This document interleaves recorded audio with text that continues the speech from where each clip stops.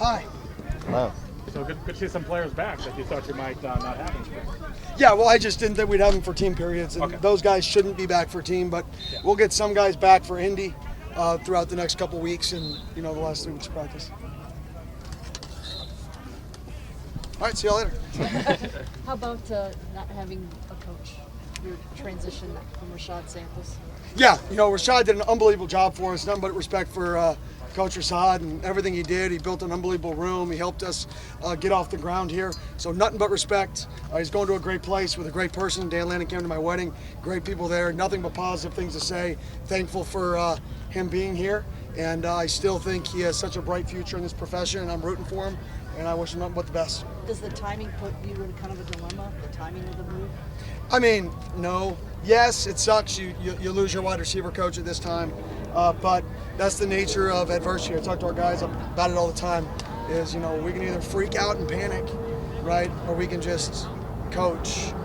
Like I coached freshman football, and I think I coached like 3.5 positions. Like it's still coaching. We can adapt. We can change.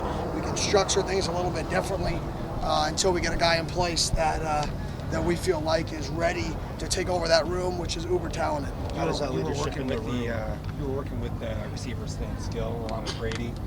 Is that something that you plan on doing a lot through the rest of the spring? Yeah, I'm going to get involved until we get a wide receiver coach. I'm going to just be over there for a little bit of individual, just to harp on the fundamentals of the game.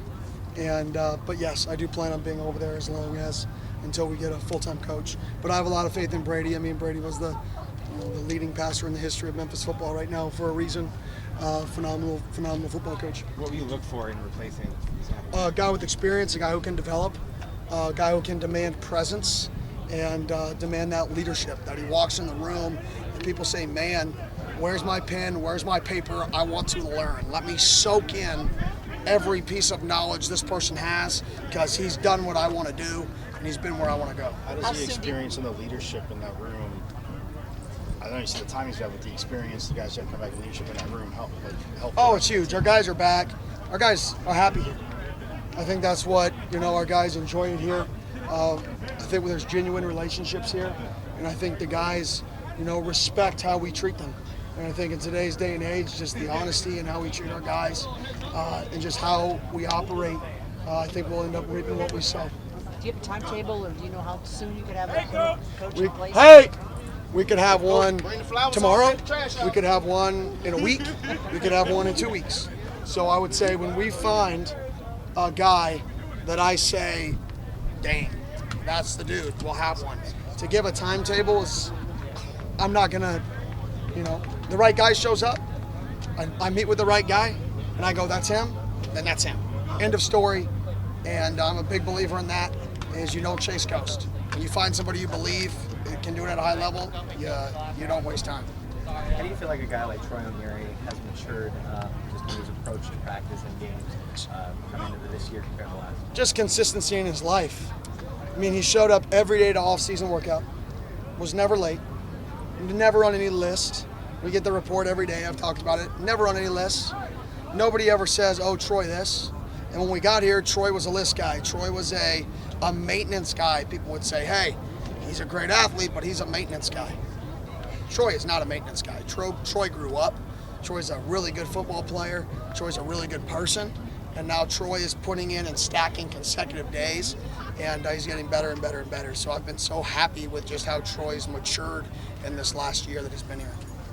Speaking of the wide receiver position group, what has stood out the most about him, especially after losing a coach? I think they're pretty good. To be honest, that stands out. They catch the ball. We got some size. I think we got versatility in the group. We've got some smaller guys who are shifty. We got some guys who are great with the ball in their hand. We got some guys who are bigger, longer, good down the field. So I think we have a variety of skill sets in our room. What have you seen out of Tristan Monday, year 2 with him? He's in better shape. He plays with more consistency now because he's in better shape. His get off is getting better. And I think, what we do on the defensive line is we attack. So the get off, the getting off the ball, the getting up the field, the first step, and you have to have energy and stamina to do that consistently, and he has that this year. in high school he was playing about 240 and obviously has bulked up a ton. How much of a change is that for a guy like him that relied on his speed now to kind of have to jump into the mid, inside and try to adjust? Huge change, and that's why the last 18 months for him, 24 months have been an adjustment to figure out how to handle the weight that you gain when you move inside. So I think he's learning how to handle that. He's learning what weight he plays well at.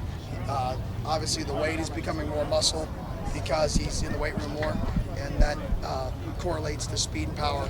So you can kind of see him get more comfortable in there. Troy was already a big guy last year, but have you seen him, because he dealt with some pretty significant injuries early on in his career, be able to gain some more of that physicality because of now having more time and not having to deal with that injury?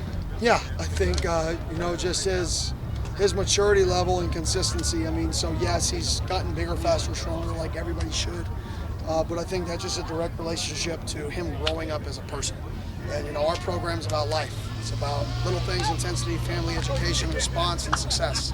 We want to be lifers, and he is responding to everything that's hit him early in his career, things that hit him early in his career here.